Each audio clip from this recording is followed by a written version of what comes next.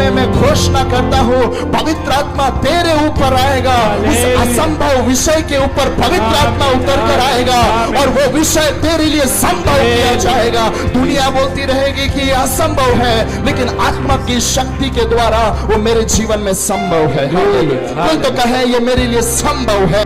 अगर तू चाहता है किसी को भी प्रभु के लिए बलिदान होते हुए देखे, दो चीज तेरे हाथ में चाहिए। सबसे पहला वचन का झूरा, वचन का तलवार तेरे हाथ में चाहिए। दूसरा पवित्र आत्मा की आग, पवित्र आत्मा का वरदान, पवित्र आत्मा की अभिषेक तेरे अंदर चाहिए। अगर ये दो चीज तेरे अंदर है तो बहुत लोगों का बलिदान, मसीह के लिए बलिदान के लिए कारण बनेगा।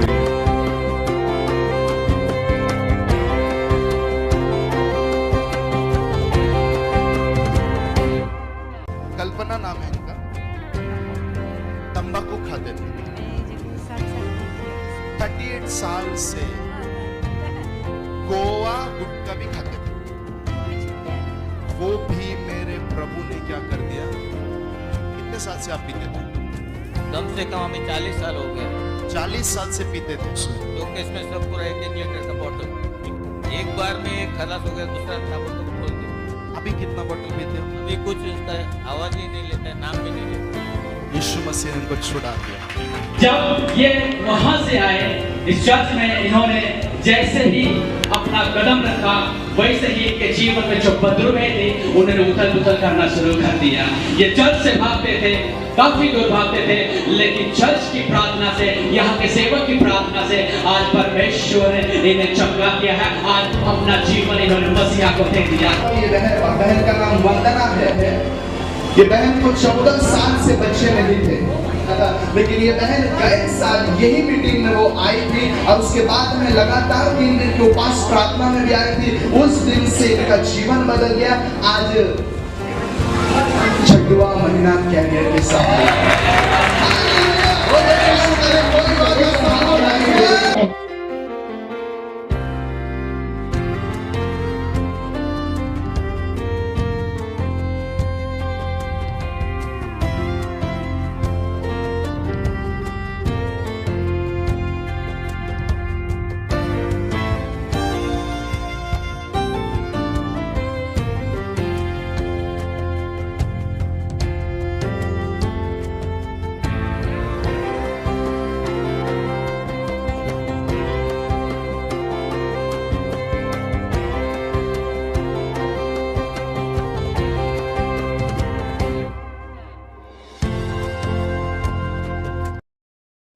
लॉर्ड, सबको जय मसीह की। यीशु मसीह के नाम से आप सभी लोगों को मेरा प्रेमी सलाम। मैं आशा करता हूं कि आप लोग सब आनंदित हैं, मग्न हो प्रभु में। ये समय हम प्रभु के वचन में से सुनने का है, लेकिन हम उससे पहले प्रार्थना करके शुरू करेंगे। इस समय आप लोग जहां कहीं पर भी हो, अपनी आंखों को बंद करके मेरे साथ में होकर मिलकर हम प्रार्थना करेंगे। हमारे आसमानी अब्बा पिता परमेश्वर, प्रभु राजाओं के राजा, महान खुदावंत प्रभु, ये सुंदर समय के लिए खुदावंत हम आपका धन्यवाद करते हैं। जितने भी लोग प्रभु आपके वचन को सुनने के लिए आगे आए हैं, हर एक व्यक्ति को प्रभु आज आप अपने वचनों के द्वारा आशीषित कीजिए। हम प्रार्थना करते हैं प्रभु, तेरे वचन के द्वारा तू हमसे बातें कर। तेरे वचन को भेज कर आज कुछ बीमार लोग को हील कर हम प्रार्थना करते हैं। अद्भुत चीजें प्रभु जी आज के वचन संदेश के द्वारा होने दीजिए, हम प्रार्थना करते हैं। आगे का पूरा समय प्रभु हम तेरे हाथ में देते हैं। आपने प्रार्थना सुना, इसलिए धन्यवाद। महिमा और आदर आपको मिले, यीशु के नाम से मांगते हैं पिता, amen amen. Praise the Lord. ये समय हम प्रभु के वचन में से सुनेंगे। लास्ट 2 वीक से हम लोग हिस्ट्री मेकर्स ये विषय पर मनन कर रहे हैं। इतिहास को रचने वाले, उसका पार्ट 1 हमने देखा था, पार्ट 2 भी हम लोगों ने लास्ट वीक में देखा। इस समय हम लोग उसका पार्ट 3 देखने वाले हैं। पार्ट 2 में मैंने आप लोगों को जो हमारे जीवन में अगर हम इतिहास को रचने वाले होना है तो हमारे जीवन में कुछ चीजें हमें लिए चलना होता है, जो हमें एक इतिहास को रचने के लिए परमेश्वर मदद करता है। और उसी के साथ में मैंने आपको ये बताया था कि मसीही जिंदगी पानी पर चलने वाला जिंदगी है। मसीही जिंदगी यीशु के साथ में, सुपर नेचुरल्स के साथ में जीने वाला एक लाइफ है। और मैं आपको आज कुछ चीजें बताना चाहता हूं, उसको कंटिन्यू करते हुए। हमारे लाइफ में हम देख सकते हैं, मैंने जिसका शीर्षक इतिहास रचने वाला दिया है, there are some people who read history. कुछ ऐसे लोग होते हैं जो इतिहास को पढ़ते हैं। There are some people who write history. कुछ लोग होते हैं जो इतिहास को लिखते हैं, डायरी में लिखते हैं और इलेक्ट्रॉनिक पैड्स में लिखते हैं, गैजेट्स में लिखते हैं। कुछ लोग उसको पुस्तक के रूप में रचते हैं। लेकिन आपको बताना चाहता हूं, तीसरा कैटेगरी वाले वो लोग होते हैं जो कुछ लोग होते हैं जो इतिहास को रचते हैं। There are some people who make history. तो मैं आपसे बोलना चाहता हूं, एक तो आप इतिहास को पढ़ने वाले हो सकते हैं, और आइदर आप इतिहास को लिखने वाले हो सकते हैं, या फिर आप इतिहास को रचने वाले हो सकते हैं। ये तीनों में से आप कौन से जगह पर हो, आपको और मुझे सोचना है। मैं आपसे पूछना चाहता हूं, क्या आप इतिहास को रचना चाहते हैं? इतिहास को रचना हमारी बुलाहट है। Our call is to make history. हमारी बुलाहट है कि हम इतिहास को रचें। और मैं आपको बोलना चाहता हूं, ये जो वचन भाग हम लोग ले रहे हैं, यीशु मसीह पतरस को पानी पर चलने का आदेश देता है, वहां पर से मैं आपको बताना चाहता हूं, यीशु मसीह पानी पर चला, लेकिन वहां पर हम लोग क्या देखते हैं? यीशु मसीह पतरस को पानी पर चलने की आज्ञा देता है। नॉर्मली अगर मैं आपको बोलूं, कोई भी नहीं चाहता कि मुझसे कोई बड़ा हो, और ये भी लोग नहीं चाहते हैं कि कोई मेरी बराबरी करे। मनुष्य का नॉर्मल थिंकिंग ये होता है कि कोई भी व्यक्ति हमेशा मेरे से नीचा रहे। लेकिन यीशु मसीह ने अपने जीते जी ये लाइन कहा, तुम मुझसे बढ़कर करोगे, जो बातें मैंने की है उससे बड़े काम तुम करोगे। मैं आपको बोलना चाहता हूं, ये हृदय किसका हृदय है? ये एक पिता का हृदय है। एक पिता ही है जो हमेशा चाहता है कि उसके बच्चे उससे बढ़कर करें, उसके बच्चे उससे बढ़कर पढ़ाई लिखाई करें, अच्छे अच्छे जॉब्स करें, अच्छे अच्छे जगह पर पहुंचे। यीशु मसीह एक अच्छा पिता होने के नाते पतरस को कहता है, मैं जो पानी पर चल रहा हूं, मेरी इच्छा है कि मुझसे बढ़कर तू करे, पतरस आजा। और पतरस पानी पर चलने लग गया। और मैं आपको बोलना चाहता हूं, जो व्यक्ति इतिहास को रचने वाला होता है, वो हमेशा भविष्य का एक अगुवा होता है। Always a history maker is a leader. एक अगुवा हमेशा इतिहास को रचने वाला होता है। अगर आपके जीवन में अगर आपको अगुवा बनना है, और यदि आप किसी अगुवे को फॉलो करते हैं, वो व्यक्ति को जरा परखना, क्या वो व्यक्ति ने इतिहास को रचा है? क्या उस व्यक्ति के जीवन में कुछ अलग हो रहा है? क्या वो व्यक्ति के लाइफ में कुछ ऐसा हो रहा जो आपने कभी सुना नहीं और जो किसी के लाइफ में हुआ नहीं? आपके जीवन में भी होना है। आपके जीवन में आपको परमेश्वर एक अगुवे का बुलाहट रखा है, और अगुवा अगर आपको बनना है, आपको इतिहास को रचना है। और आपको मैं बताना चाहता हूं, पानी के ऊपर चलने के लिए पतरस रेडी हुआ, वो लीडर बन गया, वो अगुवाई किया। बाकी सब लोग जब नाव में खड़े हैं, बाकी सभी चेले लोग जब नाव में खड़े हैं, यीशु मसीह का ये चेला यीशु की आवाज को सुनकर पानी पर चलने के लिए भी तैयार हो गया। एक अगुवा हमेशा दूसरों को कॉपी नहीं करता, दूसरे क्या कर रहे हैं वो देखकर बैठने वाला व्यक्ति नहीं होता अगुवा। वो अगुवा नहीं है जो ये कहता है कि ये नाव ही मेरे लिए ठीक है, बाकी सब चेले जैसे नाव में है, मैं भी ये नाव में बैठता हूं। नेवर। अगुवा हमेशा हट के करना चाहता है। अगुवा हमेशा मुसीबतों का सामना करना चाहता है। पतरस ने वही करके दिखाया। और आगे जाकर क्या हुआ? बाकी सब चेले लोग चुपचाप बैठे थे। वो समय प्रेरितों का काम 2:11 के आगे हम देखते हैं, यीशु मसीह का चेला पतरस उन 11 में से उठकर खड़ा हुआ। जो व्यक्ति हमेशा इतिहास को रचने वाला होता है, वो हमेशा चुनौतियों का सामना किया हुआ व्यक्ति होता है। वो अपने लाइफ में कहीं ना कहीं उसने ऐसे कदम लिए होते हैं जो कदम किसी और ने नहीं उठाया होगा।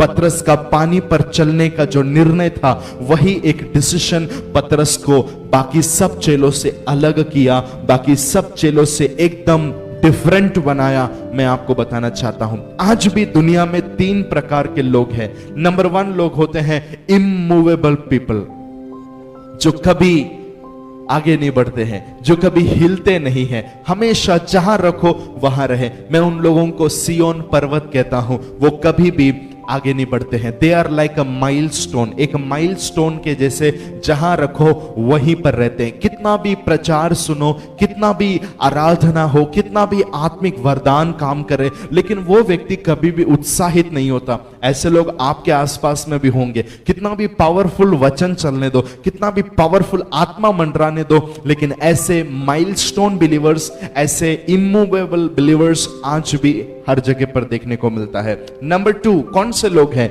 Movable people. वो होते हैं जो आगे बढ़ते हैं, जो हिलते हैं, यानी कि जो मूव होते हैं। लेकिन ये कब मूव होते हैं? जब उनको कोई ना कोई पुश करने वाला होता है। हर काम के लिए उनको पुश करना पड़ता है, हर काम के लिए उनको आगे ढकेलना पड़ता है। और अगर ऐसे लोग हमें मिल जाए, तो वो लोगों को प्रमोट किया जाए, तो वो आगे बढ़ते हैं। ये कौन से लोग होते हैं? Movable people. उनके अंदर कैपेसिटी होती है मूव होने की। तीसरे वो लोग होते हैं मूवर्स, या फिर दूसरों को आगे ढकेलने वाले, दूसरों को मूव करने वाले। अपने जीवन में ऐसे कुछ बातों को वो लोग करते हैं, अपने जीवन में कुछ ऐसे कार्यों को करते हैं जिससे वो दूसरों के लिए एक प्रभाव डालते हैं, दूसरों को भी आगे मूव करने जैसे एक व्यक्तित्व, एक पर्सनालिटी, एक ऐसा कैरेक्टर रखने वाले लोग। तो 3 प्रकार के लोग हैं। नंबर 1 कौन से है? इमूवेबल पीपल, जो कभी हिलते नहीं, सियोन पर्वत या फिर माइलस्टोन। दूसरा, मूवेबल पीपल, जो आगे बढ़ते हैं, जो आगे ढकेलते हैं। कोई ना कोई अगर उनको आगे प्रमोट करे, आगे धक्का मारे, तो वो आगे जाते हैं। नंबर 3 कौन से हैं? मूवर्स, जो दूसरों को आगे बढ़ाते हैं, जो दूसरों को पुश करते हैं। इस प्रकार का एक व्यक्ति, mover is always a leader. एक अगुआ हमेशा दूसरों को आगे ढकेलने वाला होना चाहिए। एक अगुए के अंदर ये क्वालिटी हम देख सकते हैं। मेरे प्रियो, पतरस जब डूब रहा था, पतरस को हम देखते हैं जब तूफान आया, और जब पतरस डूब रहा था, काफी सारे लोगों ने वहां पर, बाइबल में लिखा नहीं है, मैं समझता हूं ताली बजाया होगा। क्या जरूरत था पानी पर चलने की? क्या जरूरत है ऐसे निकल कर जाने की? अब देखो कैसे डूब रहा है। ऐसे कई बार हमारे लाइफ में हम जब प्रभु का नाम लेके आगे बढ़ते हैं, कई बार जब हम प्रभु के नाम से हम असंभव कार्यों के लिए अपने कदम को आगे रखते हैं, जब हम हमारे लाइफ में कोई भी कमी आ जाए, लोग हमारी ठट्टा उड़ाते हैं। ये देखो इतना प्रार्थना करने वाला, इसका लाइफ देखो, ये देखो इतना यीशु यीशु करने वाला डूब रहा है। लेकिन याद रखना, पीछे लोग ताली बजाकर खड़े होंगे। मेरे पराजय को देखकर पीछे लोग आमीन मेरा मजाक उड़ाकर खड़े होंगे। लेकिन याद रखना, मुझे मेरे पीछे ताली बजाने वाले लोगों को नहीं देखना है, मुझे बुलाया हुआ परमेश्वर को मैं देखना है। मेरा बुलाया हुआ परमेश्वर हालेलुया सामर्थी है, वो अपने हाथ को बढ़ाकर मुझे उठा सकता है। जीसस ने क्या किया? यीशु ने क्या किया? अपने हाथ को बढ़ाया और उसे उठाया। बाकी कोई आया क्या दौड़कर? बाकी कोई चेला उसको डूबते हुए देखकर दौड़कर नहीं आया। इससे मैं समझता हूं कि वो ताली बजाकर बैठे होंगे, वो निंदा कर कर बैठे होंगे। यीशु मसीह ठीक समय तेरे लिए है, कोई तेरे लिए ना हो, लेकिन याद रखना, तेरा बुलाया हुआ परमेश्वर, तुझे चुना हुआ प्रभु तेरे को छोड़कर कभी नहीं जाएगा। हालेलुया, वो कभी रिसाइन नहीं करेगा, वो कभी तुझे अकेला नहीं छोड़ेगा। इब्रानी उसका 4 अध्याय और उसका वचन 14 में हम देख सकते हैं। हिब्रूस 4:14। इसलिए जब हमारा ऐसा महायाजक है जो स्वर्गों से होकर गया है, वाव, अर्थात परमेश्वर का पुत्र यीशु, तो आओ हम उस अपने अंगीकार को दृढ़ता से थामे रहें।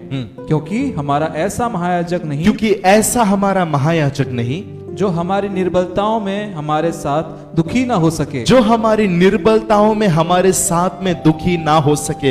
यानी कि जब मैं डूबता हूं तो वो दुखी होने वाला परमेश्वर है, वो मेरे लिए विलाप के समय विलाप करने वाला परमेश्वर है, संकट के समय अति सहज से मिलने वाला एक प्रभु है, एक महायाजक है। मेरे लिए बीचवई करने वाला मेरा प्रभु है, मेरे लिए हाथ बढ़ाने वाला मेरा परमेश्वर है। हालेलुया। पतरस डूब रहा था और यीशु मसीह ने उसे हाथ पकड़कर उठाया।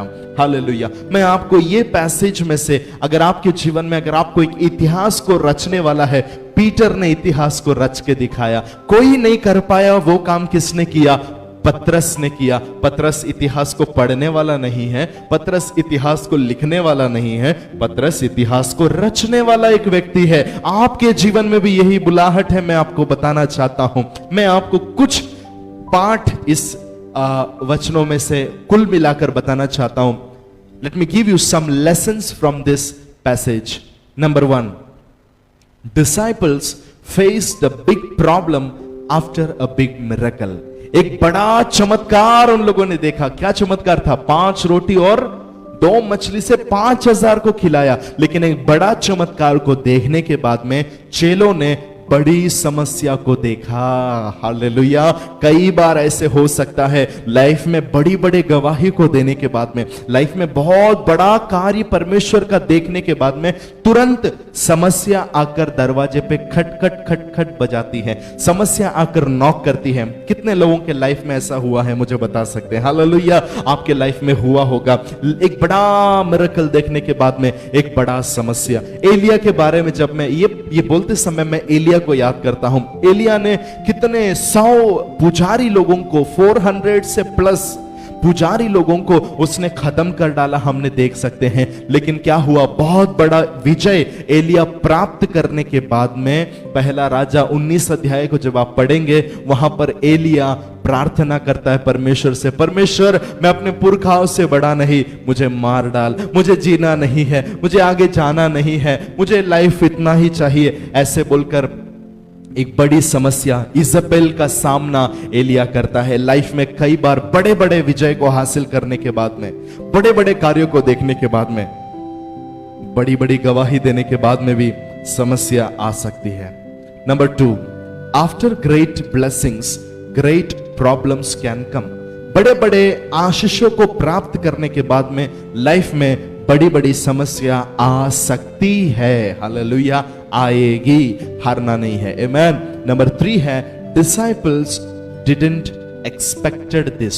चेलों ने ये जो हो रहा है उसको बिल्कुल अपेक्षा नहीं किया था। चेले लोग आराम से यीशु मसीह की बात को सुनकर झील के उस पार जा रहे थे, लेकिन अपेक्षा ना किए समय अचानक से एक समस्या आकर उनको दस्तक किया। हालेलुया। एक बड़ा तूफान का चेले लोगों ने सामना किया। लाइफ में प्रॉब्लम्स कभी बताकर नहीं आते। समस्या कभी भी आपको एक व्हाट्सएप मैसेज करके नहीं आएगा कि कल रात को 12 बजे मैं आने वाला हूं। समस्या हमेशा अनएक्सपेक्टेडली आता है। पतरस ने भी अपने लाइफ में एक ऐसी समस्या को देखा जो अनअपेक्षित था।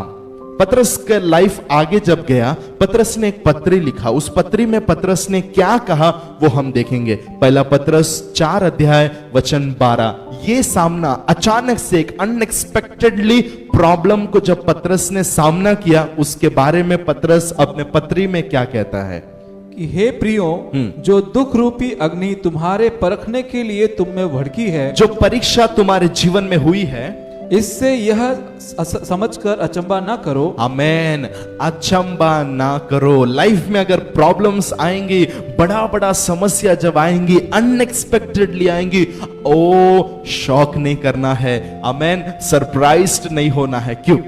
कि कोई अनोखी बात तुम पर बीत रही है, कि कोई अनोखी बात तुम्हारे ऊपर आ पड़ी है। पर जैसे जैसे मसीह के दुखों में सहभागी होते जाओ, आनंद करो, जिससे उसकी महिमा के प्रकट होते समय भी तुम आनंदित और मगन हो। वाह, तुम आनंदित और मगन होने का एक समय है जब वो प्रकट होगा।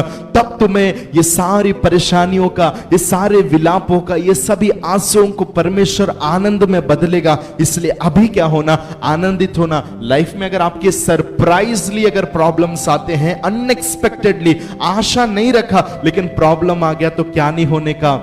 आश्चर्यचकित नहीं होना। ऐसे पतरस अपने अनुभवों में से यहां पर पत्री में बताता है। हालेलुया। तो नंबर 3 है disciples didn't expected this problem. ये समस्या को चेलों ने अपेक्षा नहीं किया था, अचानक से उन पर आ पड़ी। Number 4, although they sailed under the direction of Jesus they still had the problem.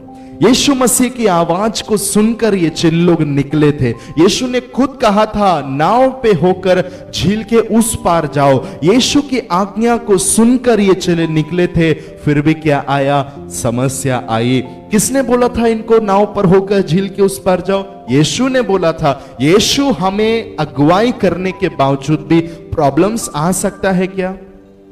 यीशु की आज्ञाओं को मानने के बाद भी प्रॉब्लम्स आ सकता है क्या? आपके पास में आंसर है क्या? मेरे पास में आंसर है यस। यीशु की आज्ञा को मानने के बाद भी समस्या आ सकती है। कई बार लोगों को मैंने ये बोलते हुए सुना है, जितना मैं प्रभु में बढ़ने की कोशिश करता हूं उतना ही समस्याएं बढ़ती है। ऑफ कोर्स ये ट्रू है। कई बार जब हम परमेश्वर के करीब जाएंगे, याद रखना शैतान आपको ही फोकस किया है। अगर आप प्रभु में बढ़ना चाहते हैं, शैतान का फोकस आप है। शैतान की किंगडम में चर्चा विषय आप है। हालेलुया। याद रखना, अगर चाहे कुछ भी हो जाए, ठीक समय पर मेरे लिए पहाड़ पर प्रार्थना करने वाला एक प्रभु है। भले मैं कितनी भी समस्या में से होकर जाओ, जिसकी आवाज को सुनकर मैं निकला हूं, वो प्रभु सोया नहीं है, वो प्रभु ऊंग नहीं रहा है।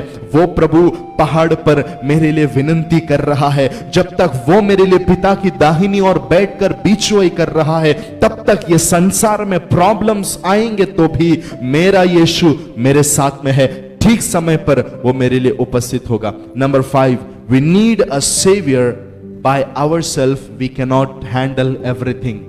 हर एक चीज की सामना हम खुद से नहीं कर सकते हैं। पतरस और चेले लोग मछुए हैं, उनको अच्छे से पानी में तैरा है। वो लोग पानी को काफी सालों से जानते हैं। गलील का झील का कोना कोना वो लोग जानते हैं। एक एक तूफान को वो लोग नाम से पहचानते हैं। कौन सा तूफान कब आने की अपेक्षा है ये चेलों को पता है। लेकिन याद रखना, आपके लाइफ में आप कितना भी पावरफुल हो, आपके लाइफ में आप कितना भी सामर्थ्य हो, लेकिन आपके ऐसे लाइफ में क्षेत्र है जहां पर आप खुद से सब कुछ नहीं कर सकते। आपको और मुझे एक उद्धारकर्ता की जरूरत है। आपको और मुझे हाथ पकड़कर उठाने वाला एक प्रभु का जरूरत है। कोई तो अपने घर में कहिए, मुझे एक उद्धारकर्ता की जरूरत है, मुझे एक सेवियर की जरूरत है। I need a saviour in my life who can save me, जो मुझे बचा सकता है। Hallelujah, praise God. तो चेलों को सब कुछ जानते हुए भी उनको वहां पर एक उद्धारकर्ता की ठीक समय जरूरत पड़ी।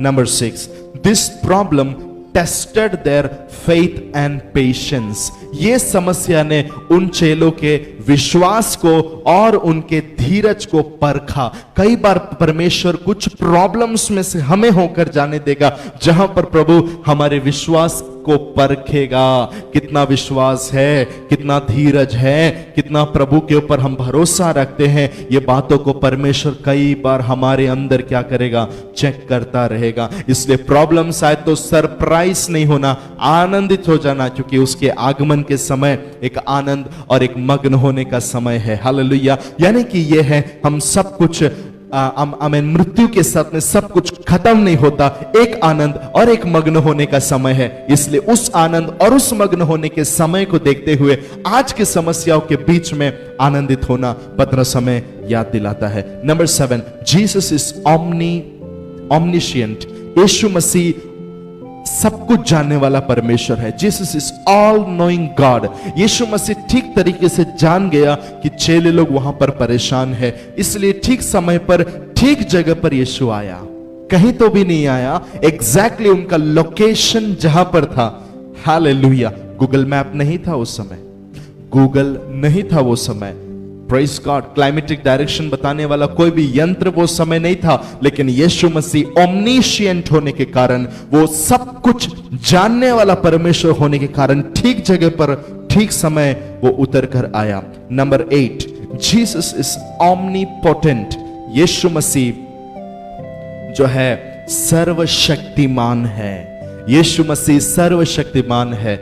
आमीन। इतिहास ऐसे कहता है, जो दूरी उस पहाड़ से जहां पर ये लोग थे करीबन 4 माइल्स की दूरी थी, 4 मील की दूरी थी। यीशु मसीह उतना दूर 4 मील पानी पर चलकर उनके सामने आया। यीशु मसीह एक हालेलुया, एक आमीन, कुछ तो कुछ तो छुपा कर दिखाने वाला प्रभु नहीं है कि वो उड़कर आया और थोड़े दूर से वो चलने लगा। नहीं, मैं ये समझता हूं वो पहाड़ से उतर कर पानी पर चलते चलते चलते ये 4 मील यात्रा करके वो सर्वशक्तिमान परमेश्वर पानी के ऊपर 4 मील यात्रा करके चेलों के लिए आया। इसे हम कह सकते हैं। और इसी के साथ में जब आप उस भाग को पढ़ेंगे वहां पर हमको देखने को मिलता है यीशु मसीह नाव पर चढ़ गया और वो लोग तुरंत झील के पार पहुंच गए। ऐसा नहीं लिखा है दे सेल्ड, लेकिन लिखा है वो तुरंत झील के पार पहुंच गए। इसको हम कह सकते हैं स्पिरिचुअल ट्रांसपोर्टेशन या फिर डिवाइन एक्सेलरेशन। एक ईश्वरीय गति हमारे जीवन में आता है जब परमेश्वर हमारे जीवन में, हमारे जहाज में, मिनिस्ट्री, हमारा घर, हमारा जिंदगी वो नाव को बताता है। जब वो प्रेजेंट होता है हमारे लाइफ में एक डिवाइन एक्सेलरेशन, एक ईश्वरीय गति हमारे जीवन में आता है। Number 9, Jesus is on time God. यीशु मसीह ठीक समय पर आने वाला परमेश्वर है। किसी ने ऐसे कहा यीशु मसीह कभी जल्दी भी नहीं आएगा, यीशु मसीह समय के बाद भी नहीं आएगा, वो ठीक समय पर आने वाला परमेश्वर है। इस समय आप लोग जहां कहीं पर भी हो अपने आंखों को बंद कीजिए, हम मिलकर प्रार्थना करें। ये परमेश्वर इतना सारे चीजों को हमें इन छोटे से भाग में से सीखने को मिलता है। इतिहास को रचते समय कुछ चीजें अपने लाइफ में, कुछ प्रिंसिपल्स, कुछ तत्वों को अपने जीवन में रखते हुए इतिहास को रचने के लिए परमेश्वर हमें मदद करे। अपने आंखों को बंद करेंगे। हालेलुया। धन्यवाद हमारे प्यारे आसमानी खुदा परमेश्वर, जितने भी लोग इस वचन को सुने हैं सभी लोगों को आशीषित कर, अनुग्रहित कर प्रभु। इनके जीवन में इतिहास को रचने के लिए, समस्याओं के बीच में भी कौन से चीजों को ध्यान देना है, ये बात को ध्यान देते हुए पिता एक मिरेकल को देखने के बाद, एक अद्भुत कार्य को देखने के बावजूद भी किस रीति से मसीहत में बने रहना है, वो वाइस लेसन्स अपने लाइफ में कीप करने के लिए, रखने के लिए सभी को मदद कर हम मांगते हैं। उसी प्रकार प्रभु बीमार लोगों को आप चंगा कीजिए, हम मांगते हैं। जहां कहीं बीमार लोग हैं, in the mighty name of Jesus, यीशु के नाम से खुदावंद वो हील होने पाए, हम मांगते हैं। बीमारियां उनको छोड़कर जाए, दुष्ट आत्माएं उनको छोड़कर जाए, शैतान के हर गढ़ टूट जाए, हम प्रार्थना करते हैं। हर जादू टोने की सामर्थ्य यीशु के नाम से इनके लाइफ से निकल जाए, हम कहते हैं खुदावंद। प्रभु जी इनके लाइफ में ये वचन सुनने वाला सभी को प्रभु आप इतिहास को रचने वाला बनाइए। आपने ऐसा किया इसलिए धन्यवाद। महिमा आदर आपको मिले, यीशु के नाम से मांगते हैं पिता, आमेन आमेन आमेन। परमेश्वर आप सबको आशीषित करे। एक इतिहास को रचने वाला होने के लिए परमेश्वर ने आपको चुना है। God bless you all. जय मसीह।